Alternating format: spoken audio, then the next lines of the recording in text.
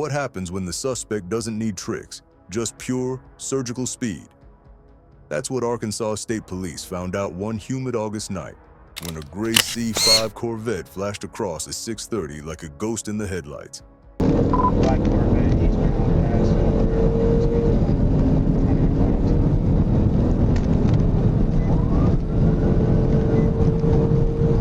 Radar clocked it at 92 and a 60. The trooper flipped the siren, expecting a routine stop, but the driver had other plans. The engine roared, tires screamed, and the Corvette lunged forward like a predator that had finally seen daylight. Within seconds, they were hitting 120 miles per hour. The radio chatter was calm but tense. Vehicle refusing to stop, increasing speed.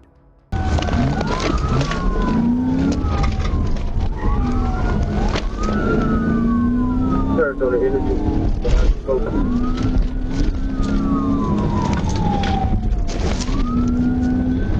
doesn't come out of the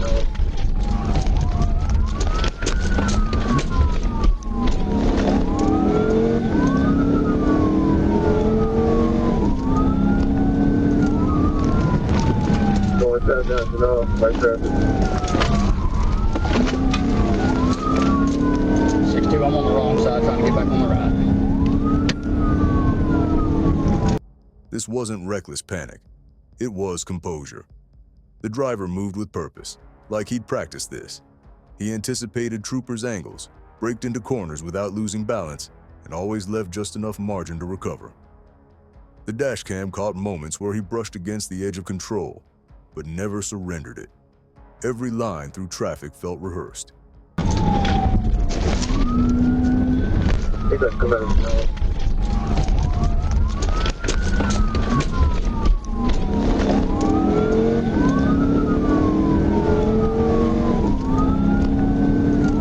The chase bled off the freeway into Little Rock's commercial grid. Tight streets, unpredictable turns, blind intersections.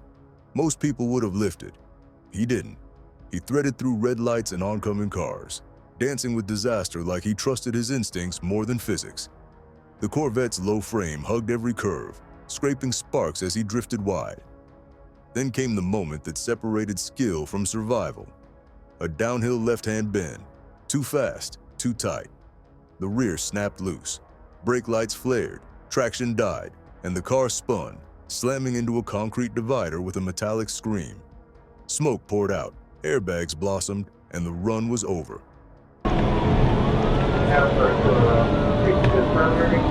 secondary, I'll call it. For each hour, into the workplace, at work, using my traffic. He's wrecking out, wrecking out. Wrecking out.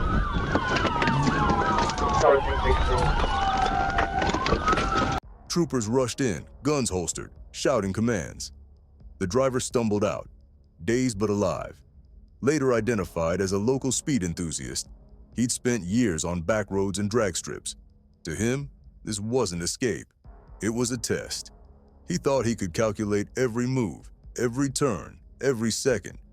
But you can't outdrive momentum forever. He was charged with felony fleeing, reckless driving, and half a dozen traffic counts. The Corvette was totaled. But when investigators reviewed the footage, even they admitted it. His control, his timing, his calm under pressure. It was professional. Until it wasn't. Because the road always wins. And somewhere out there, another runner's already watching these clips, thinking they just weren't fast enough. And that's the real danger. You can tell a lot about a driver by how he runs. Some panic, some freeze.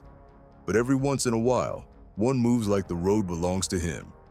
And that's what Houston police saw when a white Dodge Hellcat tore down I-10 East, like it was running from gravity itself. On the ground, the pursuit turned tactical. HPD, Texas DPS, and Chambers County all joined the net. Each agency knew this wasn't about aggression. It was about containment. Because when you're chasing 707 horses, even the radio starts to sound winded. Helicopters caught the glint of sunlight bouncing off the hood, struggling to keep up as the muscle car pushed toward Chambers County. The chase didn't just move, it expanded, swallowing counties whole. Pull out even further to show you a wider shot to check on that. Right, but we don't I don't want want to to lose do this guy. that for fear that I might lose him. Right. And the driver? He drove like someone who'd studied flight paths, never holding the throttle too long, always easing into turns, reading traffic like an algorithm. You don't learn that from video games. You learn that from repetition, from running before. The freeway stretched into nothing but air and heat mirages.